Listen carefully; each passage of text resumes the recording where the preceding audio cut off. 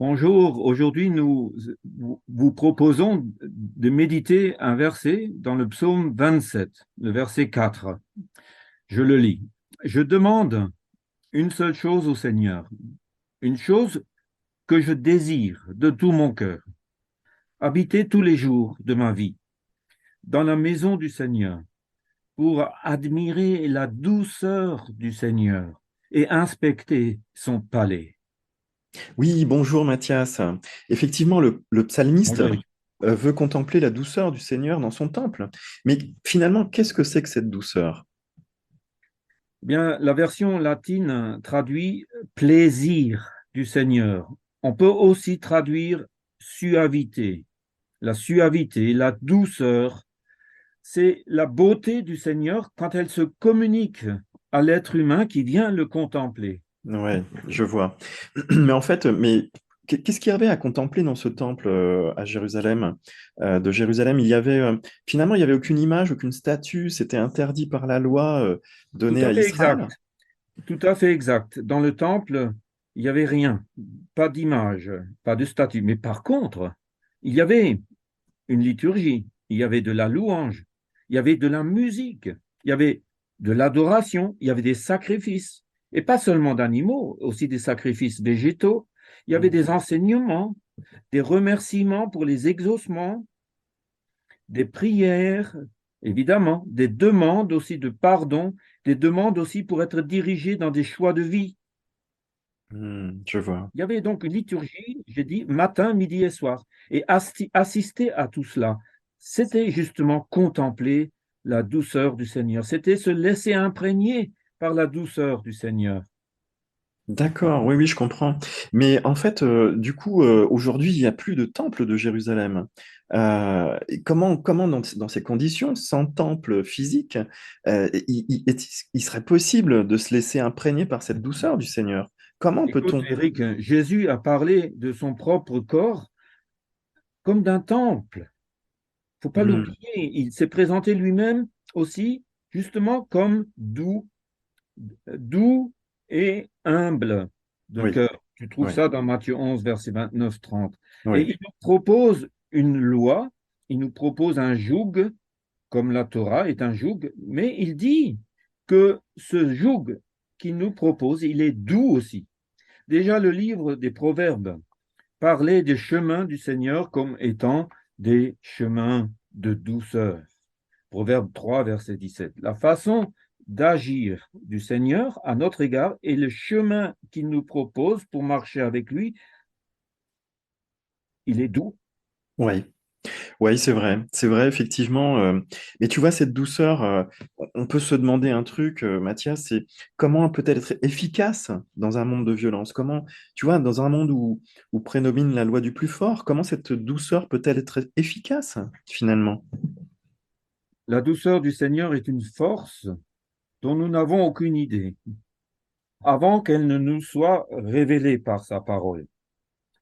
Elle n'est ni plus ni moins que la force créatrice de Hmm, l'univers. ouais.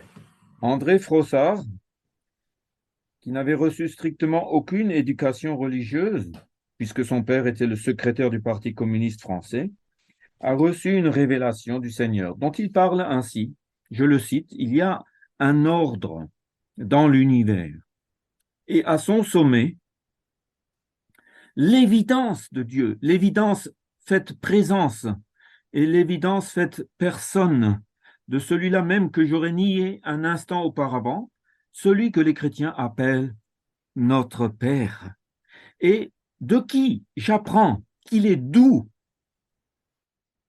d'une douceur à nul autre pareil, et qui n'est pas la qualité passive que l'on désigne parfois sous ce nom, mais une douceur active, brisante, surpassant toute violence, capable de faire éclater la pierre la plus dure, et, plus dure que la pierre, le cœur humain. Son irruption déferlante, plénière, s'accompagne d'une joie qui n'est autre que l'exultation du sauvé, la joie du naufragé recueilli à temps, avec cette différence toutefois que c'est au moment où je suis hissé vers le salut que je prends conscience de la boue dans laquelle j'étais, sans le savoir, englouti, Et je me demande, me voyant par elle encore saisie à mi-corps, comment j'ai pu y vivre et y respirer. En même temps, une nouvelle famille m'est donnée, qui est l'Église, à charge pour elle de me conduire où il faut que j'aille. Ouais, c'est vraiment un très beau témoignage, hein. C'est même rare d'entendre parler de la douceur du Seigneur, quoi, de cette façon. Peut-être, mais encore faut-il lire ceux qui en ont témoigné. François de Sales, qui vivait en Savoie il y a 4 siècles, parle de la douceur dans son livre Introduction à la vie dévote.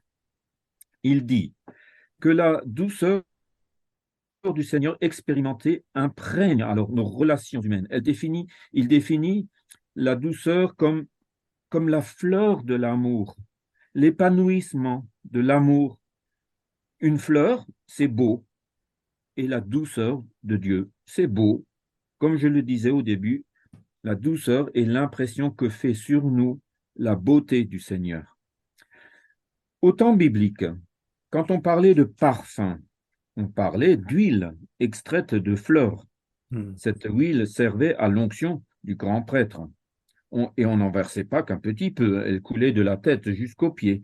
Une huile parfumée, c'est doux.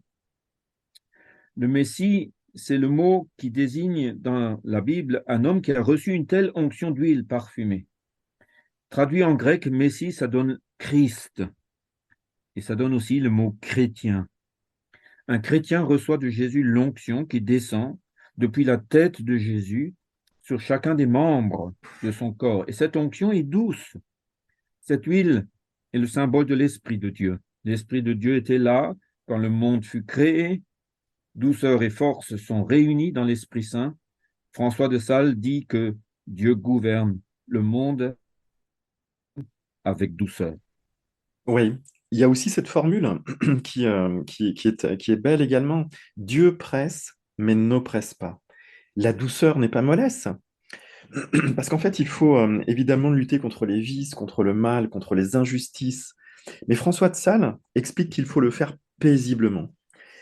En fait, ce qui s'obtient par la force n'a aucune valeur durable. Oui, oui. Il dit même que ce qui s'obtient par coercition, c'est comme si ça n'existait pas.